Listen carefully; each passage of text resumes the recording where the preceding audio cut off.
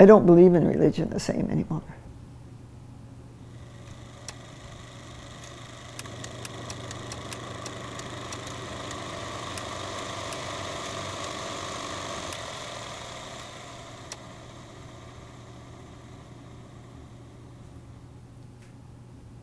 My name is Carolyn Crochet.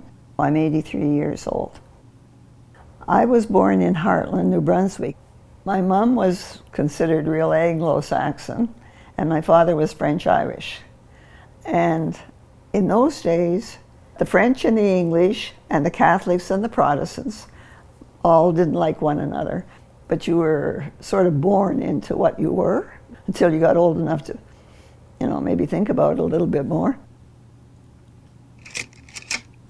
On Sunday you went to church, and the priest was extremely boring. Go to confession every once in a while, and I used to feel sorry for him because my sins were always, I fought with my brother, I didn't obey my parents, same stuff over and over. I used to feel bad for him. Anyway, he was a very good man, a holy man.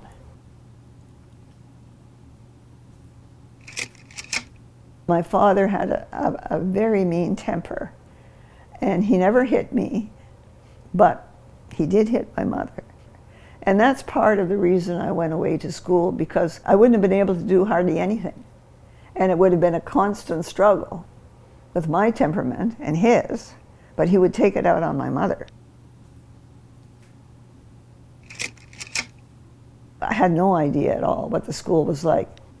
I remember him saying, "Sis, are you sure you want to do this?" And I said yes. But why I did was pride, because I knew these other people would say, "We knew you wouldn't do it." Well, I did do it. There were 40 of us in the dormitory. You weren't allowed to speak. We always liked it when this one nun was there, because she snored before the lights went out practically. She was so tired. But 5:30 in the morning, a cowbell rang, à genoux, which means on your knees. So you had to kneel down on the floor, put your hands together. You wait till absolute silence. And then there was a prayer. I fainted a few times in Mass because you didn't eat, it was rigid. I don't know if my parents even knew. They never did anything. You just let it pass.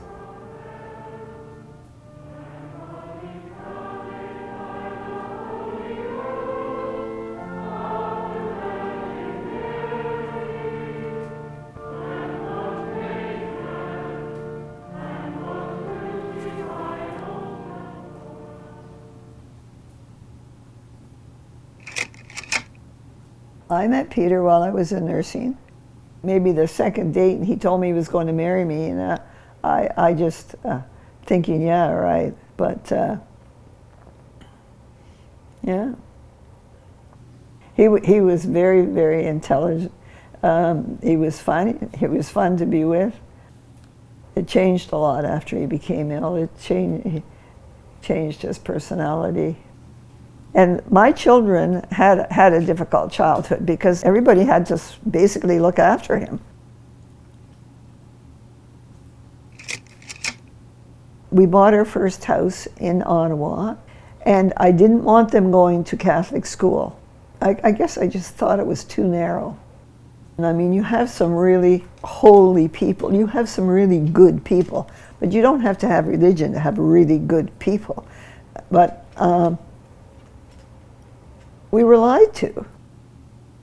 It's in yourself that you find what you think religion gives you.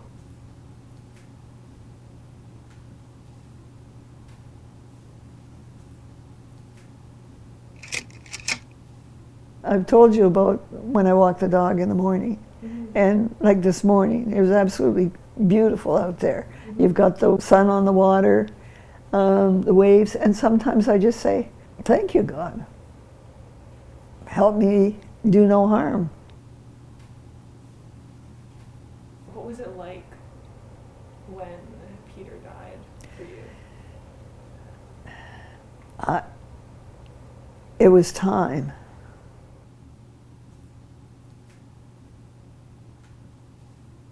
A couple of weeks after he died, I had this dream. I see him off on a hill. Nothing was said, and it seems we just looked at each other for several minutes. And then he just turned slowly and walked away.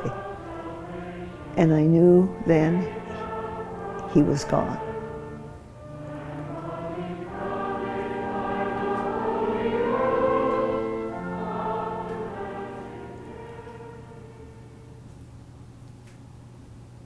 It left me feeling very peaceful. His suffering was over.